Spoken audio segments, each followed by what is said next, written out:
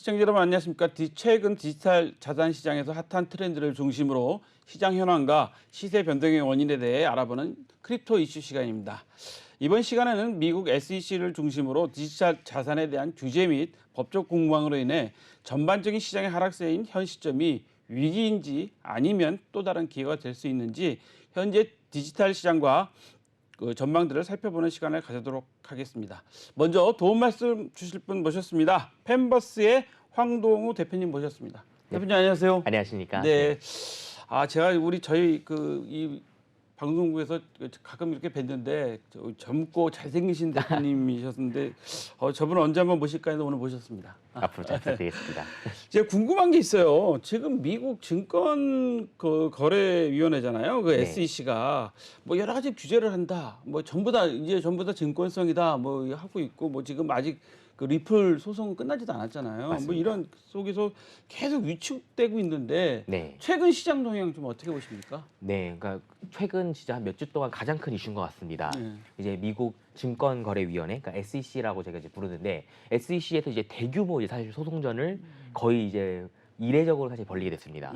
앞서 이제 말씀 주신 것처럼 사실 리플하고도 소송도 거의 이제 3년이 넘은 것 같습니다. 그러니까요. 네, 아직도 그게 진행 중이고 아직도 여전히 전문가들 사이에서도 또 미국 정부 내에서도 토큰이나 디지털 자산을 증권성이 있다고 봐야 하는 건지 그걸 본다면은 어떤 근거로 봐야 하는 건지 계속 이슈가 있는데도 불구하고 최근에 거의 열 몇 개의 프로젝트들을 전부 다 증권성이 있다고 판단을 하고 플러스 코인베이스 또 바이낸스 그러니까 코인베이스는 사실 미국 거래소고 바이낸스는 글로벌 거래소인데 그렇죠. 양쪽을 전부 다 제소를 하면서 미등록 증권 판매를 한 거다라고 사실은 무더기 지금 소송을 하면서 지금 시장은 출렁이고 있습니다. 지금 이제 자료 화면에 지금 보시는 것처럼 지금 이 차트가 사실은 하락된 코인들 가격들입니다.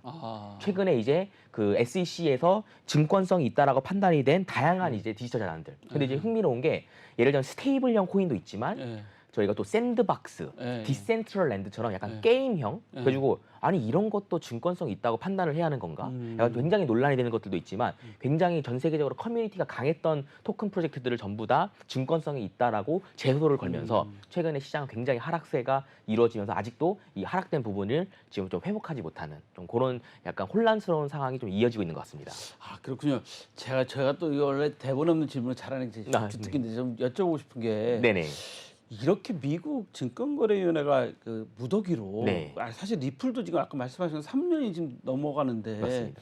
아직도 논란이잖아요. 네. 전문가들 사이에서도 설왕설래하고 있고 이게 맞냐 틀리냐 막 기다 아니다 막 이러고 있는 상황인데 이번에 또 대규모 또 이제 제소를 했단 말이죠. 이 미국 증권거래위원회가 바탕에는 앞으로 이런 코인 시장을 우리가 관리하겠다, 우리가 감독권을 가져가야 되겠다라고 해서 선제적으로 이렇게 뭐 대규모 소송을 하는 건 아닐까요? 그러니까 사실은 이제 여러 전문가분들의 관점들이 좀 갈리는 것 같습니다. 그쵸. 특히 이제 미국 정부에서도 의회에서 사실은 보고 있는 관점이 있고 SEC가 사실 보는 관점이 있는데 그렇죠. SEC는 사실은 규제 감독 기관이다 보니 그치. 이런 시장에 대한 통제성 그리고 이 시장에 대한 그런 리딩할 수 있는 그런 관리 감독에 대한 부분 때문에 최근 이제 위원장의 발언이나 이런 것들을 검토해 볼 때 그런 부분으로 좀 선제적으로 제소를 한 게 아닌가 그런 이 의구심들이 많이 나오고 있습니다. 중요한 거는 시장이 이런 SEC의 움직임을 받을 만한 사실 준비가 안 돼 있는 상황에서 이렇게 대규모로 약간 제소를 하다 보니 시장이 좀 약간 혼탁해진 좀 그런 안타까움이 좀 있습니다. 그렇군요. 역시 미국에서도 이런 그 감독기관들은 선제적으로 뭔가 자기들 그걸 챙기기 위해서 사실 우리나라 시장에서도 알게 모르게 지금 뭐 거래소니 뭐 이런 여러 가지 기관에서 지금 이거 우리가 감독해야 되는 거 아니야? 이런 거 지금 법적으로도 약간 설왕설래 하고 그런 있잖아요. 분위기가 사실은 미국의 이야기를 보면 볼수록 국내에 있는 규제나 이런 부분들도 충분히 약간 좀 비슷한 부분들이 있지 않을까 그런 생각이 약간 들고 있습니다. 그렇군요. 자, 근데 지금 걱정스러운 게 많은 우리 시청자분들이나 투자자들이 궁금해하시는 게 지금 여기 어젠가는 잠깐 비트코인이 잠깐 올랐었죠. 그 잠깐 올리긴 했는데 더 큰 하락장이 오는 거 아니야? 이거 지금 아니면 더 큰 상승장이 오는 거 아니야? 지금 말씀하신 것처럼 전문가들 사이에서도 맞습니다. 이게 뭐 오를 거야? 떨어질 거야? 뭐 이거 지금 서로 간에 지금 이야기들이 많잖아요. 맞습니다. 그래서 사실은 진짜 전문가들 아니신 분들은 혼란스러울 것 같아요. 어떻게 보세요? 지금 물론 이제 여러 가지 이야기들이 있고 사실은 전문가들의 관점도 엇갈리고 있긴 합니다. 최근 특히 SEC의 움직임이 사실은 예측이 안 되던 건 아니거든요. 왜냐하면 전 세계적으로 지금 강도 높은 규제가 사실은 이뤄지고 있고, 그쵸. 근데 또 중요한 거는 그러면서 비트코인 가격은 사실은 매년 계속 올라만 가고 있고 그러다 보니 과연 이 시장이 더 올라갈 것인지 아니면은 더 크게 규제로 인해서 하락할 것인지 이런 엇갈리고 있으나 지금 전문가들이 주로 이제 보고 있는 관점 중에 하나는 방금 자료화면 잠깐 있었지만 비트코인 같은 경우는 항상 반감기를 중심으로 움직였습니다. 예, 물론 여러 가지 사건 사고들도 있고 여러 가지 뭐 시장의 변화, 뭐 코로나 이런 변수들도 있지만 전혀 이런 대외적인 환경과는 무관하게 비트코인 로직 자체는 4년에 한 번씩 비트코인을 채굴해서 나오는 채굴 보상으로 나오는 수량이 반토막이 되는 반감기 현상들이 4년에 한 번씩 반복되고 있습니다. 그러다 보니 지금 자료화면 보시는 것처럼 최초에 있었던 반감기는 2012년에 최초 반감기가 있었고 반감기 전 6개월, 반감기 후 6개월. 그냥 그 시점만 봤었을 때는 세 번의 반감기 때 전부 다 작으면은 3배에서 4배 정도 비트코인 가격이 올랐고 높았을 때는 20배 가까이 코인 가격이 올라간 경우도 있었습니다. 그러다 보니 이런 반감기 6개월 전, 반감기 6개월 후 이 딱 주요 마일스톤을 중심으로 블록체인 시장이 굉장히 크게 탄력을 받았는데 중요한 거는 네 번째 반감기가 벌써 내년 4월입니다. 그러다 얼마 보니 안 이제 남았네요. 1년도 안 남은 겁니다. 그죠? 한 10개월 남았네. 10개월 정도 남았다 보니 앞으로 10개월간 1년. 그리고 특히 이제 기존 추이들을 보면은 반감기 6개월 전부터 상승 추이를 보이고 있거든요. 그럼 4개월 남은 거네요. 그럼 이제 얼마 안 남은 겁니다. 그러다 보니 전문가들이 봤었을 때는 물론 여러 가지 규제 움직임과 사건 사고들 뭐 최근에 뭐 FTX, 네. 뭐 루나 네, 이런 그렇죠. 큰 사건들 최근에 있었던 뭐 한국 같은 경우는 뭐 델리오 그렇죠. 이런 분처럼 좀 안 좋은 이야기들도 있고 그다음 시장의 충격들도 있고 하지만 큰 틀에 봤었을 때는 반감기가 다가오고 있다 보니까 더 큰 상승장이 오지 않을까라고 보는 것이 좀 일반적인 관점으로 보이고 있습니다. 아하, 그렇군요. 저도 지금 반감기 그 4년 이야기하시고 전후 6개월 얘기하니까 갑자기 피부로 확 와서 닿아요, 지금. 네, 맞습니다. 앞으로 그렇다고 앞으로 이제 6월 달도 이제 다 갔잖아요. 그러니까 말입니다. 그러면 이제 7월 생각하고 하면 실제로 내년 4월이 이제 사실 정치권에서 총선이에요. 아 그렇군요. 그렇죠. 네. 정치권 총선이니까 네. 정치권도 지금 선거 때문에 지금 난리잖아요. 네. 4월 선거니까 벌써 10개월, 9개월뿐이 안 남았다 그러는데 우리도 비트코인도 반감기다. 네. 그럼 비트코인 그 투자하시는 분들도 이 정치 이 일정하고 좀 잘 보셔야 될 것 같은데, 자 그렇다 그러면 이게 좀 시장에 어느 정도나 더 영향을 미치게 될까요? 저는 궁금한 게 지금 말씀하신 것처럼 시장에 어느 정도나 영향을 미치게 될지 네. 이게 좀 궁금한 게 비트코인만 반감기고 다른 코인들은 막 지금 맞습니다. 막 거의 다 허덕이고 있으니까. 네. 지금 이제 굉장히 좀 이게 민감한 부분이기도 하고 게다가 사실은 경제학적인 이론으로도 사실은 증빙이 되긴 하지만 사실 약간 경험적인 데이터들이 너무나도 사실은 그쵸. 너무 확실하다 보니 이제 중요한 건데 앞서 말씀드렸던 것처럼 비트코인 반감기 자체는 뭐냐면 비트코인 채굴기로 비트코인 계속 보상이 나오고 있습니다. 이 채굴을 통해 가지고 비트코인 블록이 생성이 되면은 그 블록이 생성이 된 거에 일정 비트코인 수량을 전 세계 채굴자들이 나눠 가지는 구조입니다. 근데 중요한 거는 이게 일정 시간이 되면은 일정 시간이면 4년에 한 번씩 나오던 수량이 그냥 알고리즘 상으로 반으로 줄어버리는. 그래가지고 비트코인이 설계가 점점 유통량이 줄어들게 되는. 유통량이 줄어들다 보니 공급은 자연스럽게 줄게 되고 그쵸. 수요가 높아지니까 가격이 높아진다더라라는 기본적인 경제학을 기본으로 하고 있긴 하지만 실제 경험적으로 봤었을 때는 비트코인 가격은 올라가기도 하고 내려가기도 합니다. 그죠. 사실은 지금 비트코인 가격이 한 3천만 원 조금 전인데 예. 고점에 있을 때는 8천만 원 막 이랬단 그쵸, 말이에요. 그쵸. 그러다 보니 높게 사신 분들은 사실 지금은 손해를 보고 있는 상황인 그쵸. 거고 이분은 언제 이게 고점이 돌파가 되는지 이런 분을 면밀하게 보고 있는데 시점적인 부분은 어렵다 하더라도 그냥 반감기 6개월 전, 6개월 후 그냥 전 세계적으로 비트코인 반감기 딱 3번밖에 없었거든요. 3번의 모든 사례가 100발 100중 최소 3배에서 4배 이상 높을 때는 20배씩 올라갔었고 근데 중요한 거는 내년 4월 같은 경우는 지난 3번째 반감기하고 4번째 반감기 차이가 이젠 코로나까지 있었던 겁니다. 그렇죠. 지난 3번 같은 경우는 일반적인 블록체인 시장이었다면은 3번째 반감기가 있고 나서 코로나가 다시 왔었고 전 세계가 사실은 금융 위기에 그러니까 코로나라는 처했었죠. 큰 재앙 속에 있었다 그렇죠. 보니 상당히 시장이 혼란스러웠었고 게다가 연초에 실리콘밸리 은행과 같은 제도적인 금융권이 더 이상 안전하지 않다. 그렇죠. 그리고 이거에 대한 돌파구, 이거에 대한 대체적인 투자 안으로 블록체인, 비트코인, 이더리움과 같은 디지털 자산이 생각보다 매력적인 대체 상품이 될 수도 있다더라라는 분위기가 이제는 전문가들 상황에서 퍼지고 있는데 반감기까지 오는. 그러다 보니 이번에 있을 반감기는 기존의 반감기하고는 다르게 훨씬 더 큰 대규모 상승장이 있지 않을까 이런 예상들을 하고 있다 보니 중요한 거는 비트코인은 비트코인만 반감기긴 하지만 비트코인 가격이 올라가면서 디지털 자산 시장이 훨씬 그렇죠. 약간 좀 불타오르는 약간 그런 분위기가 되기 때문에 대규모 불장이 오지 않을까를 많이 예상하고 있습니다. 오늘 아침 보니까 오늘 아침 뉴스를 보니까 블랙록이 그 네, 이 비트코인 이걸 좀 시장에 올리겠다 그 저기 맞습니다. 펀드를 올리겠다고 하니까 또 올랐다 뭐 그래서 잠깐 올랐다 뭐 이런 뉴스가 좀 나오기도 했어요. 근데 지금 말씀하시는 거 보면 채굴 이야기하셨잖아요. 네, 근데 이더리움 재단 그 포스로 전환하면 채굴 산업에서 빠져버렸잖아요. 맞습니다. 그럼 이더리움은 제가 좀 무식한 질문 한번 드려볼까요? 그럼 네네. 이더리움은 가치가 없는 건가요? 이게 사실은 작년에 가장 큰 사건 중에 하나였습니다. 드디어 이더리움 재단이 오랫동안 준비해왔었던 포스 전환이 작년에 이루어졌고 그러다 보니 원래 채굴은 비트코인 진영, 이더리움 진영 양쪽으로 항상 나갔었습니다. 예를 들자면은 비트코인만 있는 게 아니라 비트코인 및 비트코인을 사용을 하고 있는 다른 코인들이 있고 그렇죠. 이더리움이 있지만 이더리움과 비슷한 방식의 채굴 진영들이 있었는데 엄밀히 말하면 이더리움이라는 대장주 하나가 빠져버리게 된 거거든요. 그렇죠. 네. 근데 이제 당시 가장 컸던 이슈 중에 하나가 실제 비탈릭도 발표했었던 게 포스 전환으로 되면서 이더리움 공급이 확 줄어들고 그리고 이제 이더리움을 채굴하려면 이더리움을 가지고 스테이킹을 해야 하다 보니 결국은 이더리움을 팔지 않을 사람들이 더 많아질 거다. 그래서 이더리움 가격은 폭등할 거라고 사실은 예상이 많이 나왔었지만 사실은 지금 차트에서 보시는 것처럼 정작 포스 전환을 하고 나서 이더리움 가격은 더 떨어졌습니다.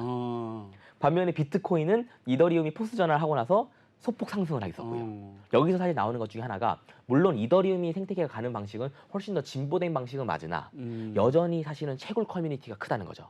전 세계 블록체인 시장에 사실은 굉장히 큰 시장들이 채굴 유저들이고 채굴 유저들은 이더리움이 빠진다 하더라도 이미 비트코인, 뭐 너보스, 뭐 이런 라이트코인 이런 부분들은 그래픽 카드가 아닌 전문화된 채굴 장비인 아식을 쓰고 있다 보니 약간 이 대장주적인 역할을 이제 비트코인이 하게 되면서 오히려 다시 비트로의 약간 회귀, 약간 이런 분위기가 채굴 커뮤니티에서는 굉장히 나오고 있습니다. 근데 저는 채굴 이야기 여쭤보고 싶은 게 네. 제가 이제 일반 투자자 네네. 입장에서라고 이제 서두에 말씀드린 이유가 이 채굴이라는 이야기 나올 때 두 가지가 딱 항상 이 전문가들 말씀하시더라고요. 네, 하나는 에너지, 맞습니다. 예. 또 하나는 그 양자 컴퓨터. 네네. 그거 나오면 채굴 역시 채굴 시장 끝이야 뭐 이런 얘기들 많이 하시는데 네네. 그럼 채굴 시장 같은 경우는 지금처럼 계속 그러니까 지금 같은 형태를 계속 보인다고 생각하십니까? 이제 좀 어려운 얘기긴 합니다. 네. 그리고 당연히 채굴도 많이 이제 변화하고 있고요. 그렇죠, 그렇죠. 하지만 사실은 저는 이제 개인적으로 생각하는 관점 중에 하나가 더 이상 비트코인은 쓰기 위해서나 활용하기 위해서가 아니라 비트코인 그 자체로서의 사실 가치 때문에 사실 투자하게 되고 있습니다. 예를 들자면은 제 주변에서도 예전 몇 년 전만 하더라 저한테 비트코인 있으면 이거 어디다 써? 어디다가 활용하는 거야? 네. 하지만 이제는 비트코인을 쓰려고 하는 게 아니라 돈 때문에 투자를 하는 거. 비트코인 그 자체가 가치가 있기 때문에 투자를 하게 되는 그런 것들이 있다 보니 비트코인을 채굴하게 되는 그 채굴 장비. 그럼 여기서 나오는 단점은 어마어마한 전력 소비, 당연히 엄청 큰 문제죠. 하지만 그거에 나오는 가치성, 그거에 나오는 생태계, 그거에 나오는 프로그램, 로직 이런 것들이 워낙 크다 보니 이게 단순히 앞으로 이런 식으로 발전을 해야 하니까 포스로 가야 한다. 에너지를 절감을 해야 한다. 이것만으로는 사실 커뮤니티를 동참을 일으키기가 어려운 사실 상황이긴 합니다. 그러다 보니 이제 사실은 채굴 커뮤니티가 굉장히 더 두텁게 사실 이루어지고 있고 더군다나 양자 컴퓨터도 말씀하셨는데 지금 너보스, 비트코인, 라이트코인, 제트캐시 이런 방식들은 아식 채굴기라고 해서 그래픽 카드처럼 일반적인 이더리움 채굴기가 아니라 특수하게 비트코인만 채굴하도록 설계된 겁니다. 그러다 보니 굉장히 고전력, 고성능 컴퓨터들이에요. 그렇죠. 그러다 보니 이미 이런 컴퓨터들이 다 하나의 슈퍼컴퓨터 방식으로 생각하시면 되시고 이거를 만드는 전 세계 가장 큰 회사가 비트메인이라는 회사인데 비트메인 창업자가 사실은 비트코인 백서를 처음으로 중국어로 번역한 사람입니다. 중국어로? 네, 중국어로. 그러다 보니 본인이 비트코인 백서를 중국어로 번역을 하면서 중국 사람들한테 비트코인을 홍보를 하면서 본인이 이걸 어떻게 더 빨리 채굴을 할까 하다가 반도체까지 설계돼 버린 거예요. 연구를 거기서. 네. 그리고 현재 이 비트메인이라는 회사가 전 세계 채굴 시장의 가장 큰 독점적인 이제 업체가 되어 있고 그러다 보니 이런 대장적인 그런 역할들이 있다 보니 쉽게 이런 채굴 커뮤니티가 무너지지 않는다는 게 최근에 그러니까 최근 아니죠. 작년부터 지금까지 이더리움이 움직이고 있는 걸 봤을 때 더욱더 채굴 커뮤니티가 좀 강화가 되고 있는 트렌드가 보이고 있습니다. 아, 그렇군요. 지금 제가 좀 그 일반 투자자 입장에서 여쭤봤는데 아주 설명 쉽게 해주셔갖고 아하, 이게 중국어로 번역을 하는 과정에서 네, 그 본인이 더 알게 된 중국 거죠. 분이니까 네. 이신 것 같은데 번역하는 과정에서 아, 이거 백서 보니까 이렇게 하면 좀 더 좋은 맞습니다. 방법이 있을 것 같은데 이걸 아예 그냥 프로그램을 만든 게 아니라 아예 그냥 반도체로 설계를 해버려 이렇게 된 맞습니다. 거네요. 맞습니다. 야, 이거 머리가 좋은 사람들 한 번씩 더 올라가는 것 같은 생각이 들었는데 자, 그럼 우리도 이제 그냥 앉아 있을 수는 없잖아요. 당연하죠, 이제 주요 맞습니다. 관건이 이제 내년 비트코인 반감기 이제 10개월도 안 남았다 뭐 이렇게 이야기하는데 그러면 우리는 어떤 프로젝트를 좀 선정해야지 뭐 우리 투자자들이 투자하시는데 좀 유리하고 시장이 좀 어떻게 될 것 같습니까? 지금 우리나라도 지금 뭐 요즘에 시장 규제 이야기가 좀 강력하게 나오잖아요. 맞습니다. 뭐 김모 의원께서 지금 뭐 좀 이렇게 많이 분위기를 네. 좀 잡아주셔가지고 막 빨리 이거 규제를 하든지 보호를 하든지 해야 된다 이렇게 나오고 있는데 어떻게 보세요?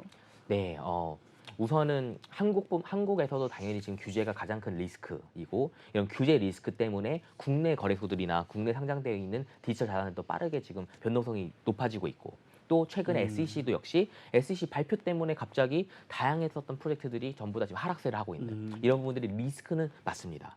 하지만 또 시장을 보셨을 때는 앞서 말씀드린 것처럼 비트코인 반감기가 이제 다가오고 있다 보니 분명히 엄청나게 큰 불장이 오는데 중요한 거는 투자자적인 입장.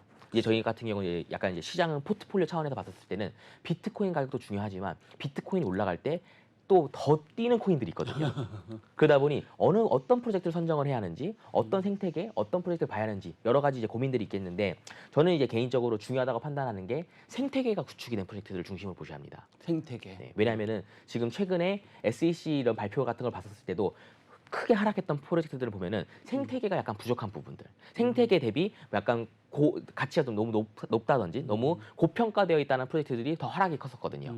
그러다 보니 반감기가 다가오면 다가올수록 시장은 더 불장이 될 텐데 이때 생태계가 구축이 되어 있으면서도 뭔가 가치가 평가전화되어 있는 이런 코인들이 훨씬 더 상승이 더 클 거라고 보고 있는 거고 저는 이제 개인적으로 비트코인이나 비트코인 계열들을 많이 보고 있다 보니 비트코인도 반감기가 있지만 비트코인하고 똑같은 로직을 사용하고 있는 너보스 코인 같은 경우도 반감기가 또 있어요. 너보스 반감기 같은 경우는 사실은 이번 연도 11월입니다. 아, 얼마 안 남았네. 얼마 안 남았습니다. 그래서 지금 자료화면에 보시는 것처럼 비트코인 반감기가 내년 4월인데 너보스 코인도 반감기가 이번 연도 11월입니다. 그러면은 이제 비트코인 반감기 6개월 전 이 전략을 만약에 하면은 저 때보다 약간 상승세거든요. 그렇죠. 그러다 보니 최근에 너보스 채굴기 같은 경우도 굉장히 좀 핫하게 사실은 채굴 커뮤니티에서 움직이고 있고 그 이유 중에 하나가 단순 너보스 시세만 보는 게 아니라 반감기 전후에 약간 포트폴리오 차원에서 이런 부분들도 있다 보니 이런 단순 비트코인만 보실 게 아니라 비트코인이 올라가면서 어떤 토큰 프로젝트들, 어떤 디지털 자산들이 더 상승을 크게 할 것인지 이런 것들 보려면은 생태계적인 부분들, 또 로드맵적인 부분들, 반감기와 같은 주요 이슈들이 얼마나 일정이 맞물려 가는지 이런 것들을 면밀하게 보실 필요가 있을 것 같습니다. 아, 지금 말씀 듣다 보니까 제가 마지막 질문을 미리 해버리는 상황이 되면서 투자 포트폴리오 이제 이야기까지 됐는데 네네. 저는 갑자기 이 말씀을 듣다 보니까 비트코인 지금 너보스 채굴기 하니까 옛날 우리 골드러시 미국 골드러시 시대에 네네. 금 파는 사람보다는 금을 캐기 위한 뭐 맥주를 판다든가 아직까지 살아있는 리바이스 씨 네네. 청바지를 판다든가 물론 호미를 뭐 판다든가 이런 분들이 더 돈을 많이 벌었던 갑자기 그런 생각도 들어가요. 근데 전 또 궁금한 게 그 최근 베트남 같은 경우 블록체인 시장이 많이 활성화되고 있다고 좀 제 맞습니다. 주변에 계신 이 코인 하시는 우리 그 네네. 업계 관계자들 많이 가시는데 해외 시장 이런 좀 동향이 좀 어떻습니까? 네, 저도 이제 개인적으로 베트남에서 활동을 많이 하고 있고 최근에 또 베트남에서 사실은 최근에 큰 행사들이 있었다 보니 한국에 있는 블록체인 업계 관계자분들도 베트남에 많이 사실 가게 됐습니다. 저는 이제 개인적으로 베트남 행사들도 많이 참석하고 있었는데 이제 중요한 거는 베트남 같은 경우는 한국이랑 일본하고 좀 많이 다른 게 한국하고 일본은 지금 자료화면에 있는 것처럼 채굴 중심으로 그렇죠. 약간 그래가지고 비트코인, 뭐 라이트코인, 뭐 너보스 이런 메이저 코인들 중심으로 움직여지고 이런 채굴기와 채굴장들에 투자하는 분들이 많지만 베트남 같은 경우는 P2E, NFT 특히 이제 엑시 인피니티라는 게 사례가 있었다 보니 이런 가볍게 즐길 수 있고 가볍게 즐기면서도 돈이 되는 그러다 보니 인당 투자 금액이나 이런 부분들은 한국에 비해 훨씬 더 적긴 하지만 인원 동원력이 많고 인터넷이나 스마트폰 보급률이 워낙 높기 때문에 이런 부분들을 연계해가지고 굉장히 빠르게 성장하고 있습니다. 특히 제가 알기로는 바이낸스의 현재 평균 월 접속량의 30% 정도가 베트남 트래픽이라고 하고 있습니다. 그래요? 네. 바이낸스처럼 그런 대형 글로벌 거래소의 30%를 지금 베트남에서 오고 있는 트래픽입니다. 네. 아, 왜냐하면은 인구 수도 1억 명이 넘어가지만 그렇죠. 거기에 청년층도 높고 높죠. 이제는 디지털 자산에 투자를 해가지고 수익을 벌고 디지털 자산이 다 이제 투자 포트폴리오로 쓸 수 있고 어느 정도 이해도가 높아지게 굉장히 빠르게 확산되고 있습니다. 그리고 이제 이런 흐름들 때문에 베트남 블록체인 협회가 작년에 사실 출범했는데 최근에 1년 출범식 행사에도 저도 직접 가서 초청에 대해 갔었는데 이런 블록체인 협회가 이제 막 출범이 돼서 이런 단순히 과열되고 있는 시장만이 아니라 이걸 건전하게 어떻게 끌고 나갈 건지 그리고 지난 1년 동안에 어떤 방향이 있었는지 흥미롭게도 베트남 같은 경우는 시장이 엄청 크지만 롤모델로 한국 시장을 보고 있습니다. 아, 롤모델로 우리나라 시장을 본다고요? 네, 왜냐하면 한국 같은 경우는 베트남 같은 경우는 바이낸스 거래소와 같은 해외 거래소들이 의존하고 있지만 그렇죠. 국내 같은 경우는 국내 거래소가 이미 안착이 되어 그쵸. 있고 또 국내 규제 시스템 또 국내에 또 다양한 블록체인 협회들이 그렇죠. 교육 활동도 하고 있다 보니 그렇죠. 이런 부분들을 벤치마킹을 해가지고 한국 회사들, 한국 협회, 한국의 뭐 규제 당국 이런 것들을 다 롤모델로 해가지고 베트남 시장을 약간 견인하는 그런 부분을 약간 집중하고 있는 트렌드를 보이고 있습니다. 아하, 그렇군요. 저는 의외의 지금 말씀을 좀 들어보고 깜짝 놀랐어요. 네. 물론 베트남에 뭐 제가 아는 분들도 아까 우리 방송 들어오기 전에도 말씀 나눴지만 그런 분들도 많이 가고 계셔서 맞습니다. 아니 베트남이라는 국가가 지금 저는 사실 한 가지 걱정되는 게 베트남 사회주의 국가잖아요. 맞습니다. 그래서 뭐 중국처럼 그렇게 막 저기 하진 않지만 네. 막 철저하게 막 잘라내고 막 그러진 않지만 네네. 사회주의 국가이기 때문에 뭔가 국가의 기강이나 국가의 사회 문화적으로 문제가 되면 바로 막을 것 같다는 생각이 들어봤는데 네. 30%나 되나요? 그러니까 이게 좀 되게 흥미로운 게 베트남 같은 경우는 앞서 말씀 주신 것처럼 사회주의 국가다 보니까 그런 정부에서 인정을 하는 협회, 정부에서 인정을 하는 움직임이 굉장히 사실 중요합니다. 왜냐하면은 정부에 약간 어긋나는 시장 관행이나 정부의 정책하고는 좀 반대되는 부분들은 굉장히 규제가 강도가 높거든요. 그러다 보니 굉장히 이례적으로 작년에 베트남 블록체인 협회가 출범이 돼서 이게 공식 정부의 인허가를 받았다는 게 좀 이례적인 케이스입니다. 아하. 그리고 이제 협회를 만들어 가지고 점차 이 베트남 블록체인 시장을 좀 육성하고 양성하는 흐름이 있다 보니 다양한 플랫폼들, 다양한 거래소, 다양한 NFT 프로젝트들이 이제 베트남 시장을 중심으로 다시 동남아로 확산을 하는 그런 이제 움직임을 이제 보이고 있는 중인 거죠. 아하, 예, 알겠습니다. 말씀 들어보니까 정말 흥미로운 말씀 많이 들었어요. 오늘 크립토 말씀 들으셨죠? 반감기 이야기하고 베트남 시장이 왜 활성화되는지에 대한 이야기 들어봤습니다. 앞으로 좀 자주 나오셔서 그 반감기를 앞두고 있는 우리 네. 이 시절에 우리 많은 시청자들한테 이런 코인들도 있다더라, 이런 프로젝트들도 있다더라 좀 소개를 해주시면 맞습니다. 많이 좀 도움이 될 것 같습니다. 네, 특히 지금이 딱 그런 프로젝트들을 선정을 하고 예. 뭔가 좀 면밀하게 검토를 할 수 있는 딱 예. 적기인 것 같습니다. 예, 그렇죠. 앞으로 좀 자주 좀 나와주시기 부탁드리겠습니다. 오늘 말씀 여기까지 듣겠습니다. 네, 감사합니다. 감사합니다.